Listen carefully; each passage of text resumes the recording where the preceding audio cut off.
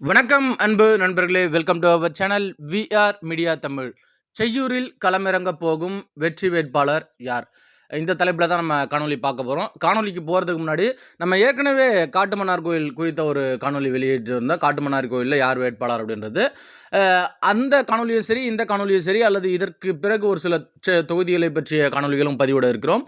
இவை அனைத்தும் எனக்கு கிடைக்கின்ற தகவல்கள், தொகுதியில் இருக்கக்கூடிய ஒரு சிலரிடம் பேசி நான் கிடைக்கப்பெற்ற தகவல்கள் மற்றும் என்னுடைய தனிப்பட்ட கணிப்புகள் மூலம் நான் யூகிக்கக்கூடிய தகவல்களை தான் நான் இங்கே பதிவு செய்கிறேன். யாருடைய வற்புறுத்தலினுடைய அடிப்படையிலும் அல்லது யார் சொல்லியும் நான் அந்த காணொலிகளை பதிவு செய்யலை அப்படின்றத ஒரு தன்னிலை விளக்கமாக இந்த இடத்துல நான் கொடுக்க ஆசைப்பட்றேன்.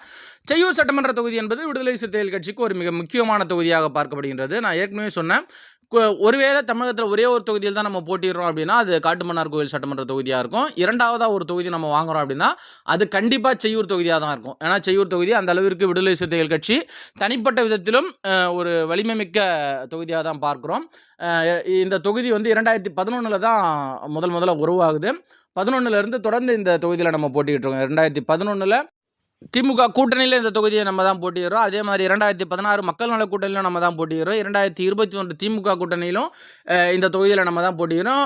அதே மாதிரியாக 2026 சட்டமன்ற தேர்தலும் இந்த தொகுதியில் கட்டாயம் நம்ம தான் போட்டிடுவோம் அப்படின்றது தான் நம்முடைய எதிர்பார்ப்பாக இருக்கின்றது. அப்படி இந்த தொகுதியை நம்ம கூட்டணியில் வாங்கி பெறுகின்ற பட்சத்தில் யார் இந்த தொகுதியில் போட்டியிடுவா?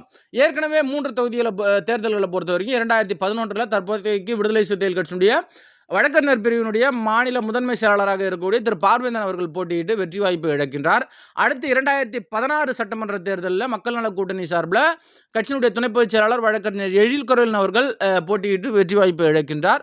அடுத்து 2021 சட்டமன்ற தேர்தலில் கட்சியினுடைய ஊடகப் பிரிவின் முதன்மை செயலாளர் திரு பனையூர் மு பாபு அவர்கள் போட்டியிட்டு ஒரு மகத்தான வெற்றியை பதிவு செய்கிறாரு.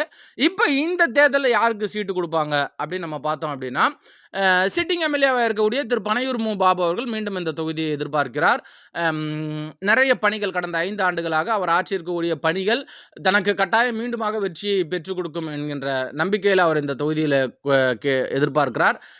அரசு சார்பில் நிறைய திட்டங்கள் இந்த பகுதியில் வந்து பார்த்திங்கன்னா செய்யூர் மருத்துவமனை ஒரு மேம்படுத்தப்பட்டதாக இருக்கட்டும், அல்லது இந்த தொகுதி மக்களுடைய நீண்ட நெடிய நாள் கனவாக இருந்த அரசு கலைக்கல்லூரியை இந்த பகுதிக்கு கொண்டு வந்ததாக இருக்கட்டும், ஏகப்பட்ட நியாய விலைக் கடைகள், ஏராளமான துணை மின் நிலையங்கள், நிறைய சாலை வசதிகள் அப்படின்னு நம்ம அரசு திட்டங்களை அடிக்கிட்டே போகலாம். அது மாதிரி அரசு திட்டங்கள் நிறைய இந்த தொகுதியின் பக்கம் வருவதற்கு ஒரு மிக முக்கியமான காரணமாக இருந்திருக்கிறார். அரசு திட்டங்களை தாண்டி தனிப்பட்ட விதத்தில் நிறைய நலத்திட்ட உதவிகளை இந்த தொகுதிக்கு செய்து கொண்டிருக்கிறார். ஒரு 5-6 இடங்களில் வந்து பார்த்திங்க அப்படின்னா தன்னுடைய சொந்த செலவில் பொதுமக்கள் சுப துக்க நிகழ்வுகளுக்கு பயன்படுத்தக்கூடிய அந்த பொருட்களை எல்லாம் இலவசமாக வழங்கி கொண்டிருக்கின்றார். அது மாதிரி தொடர்ந்து நிறைய மக்கள் பணிகளை செய்து கொண்டிருக்கிறார். தொகுதியில் இருக்கக்கூடிய அனைத்து கட்சி தோழர்களோடும் ஒரு நல்ல ஒரு உறவை பேணி காத்து கொண்டிருக்கிறார். அந்த வகையில் இந்த தொகுதியில் மீண்டும் போட்டியிட்டோம் அப்படின்னா கட்டாயம் நம்ம வெற்றி பெறுவோம் அப்படின்ற ஒரு நம்பிக்கையிலும் மீண்டும் இந்த தொகுதியை பெரிய அளவில் எதிர்பார்க்கிறார் திரு பனையூர் மு பாபு அவர்கள். அடுத்ததாக இந்த தொகுதியை எதிர்பார்க்கக்கூடிய நபர் கட்சியினுடைய மண்டல செயலாளர், தற்போதைக்கு மண்டல செயலாளராகவும் இதற்கு முன்பு மாவட்ட செயலாளர் செய்யூர் மற்றும் அது அருகில் இருக்கக்கூடிய மதுராந்தகம் தொகுதிகளுக்கு இணைந்து காஞ்சிபுரம் தெற்கு மாவட்டத்தினுடைய மாவட்ட செயலாளராக இருந்த திரு சு.க. ஆதவன் அவர்கள். 4 நூற்றாண்டுகளுக்கு மேலாக இந்த பகுதியிலே ஒரு வலுவான கட்சி பணியை ஆற்றி கொண்டிருப்பவர்.